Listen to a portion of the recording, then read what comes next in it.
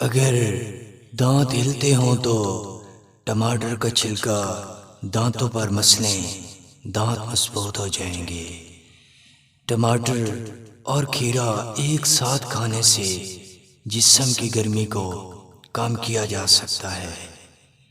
مولی کو دہی میں ڈبو کر کھانے سے ہاضمہ کبھی بھی خراب نہیں ہوتا۔ جن حضرات کو احتلام بہت زیادہ ہوتا ہے تو انہیں چاہیے کہ کیلا کھانا شروع کر دیں، بہت مفید پھل ہے۔ جامن کو دانتوں پر لگانے سے دانت صاف ستھرے ہوتے ہیں۔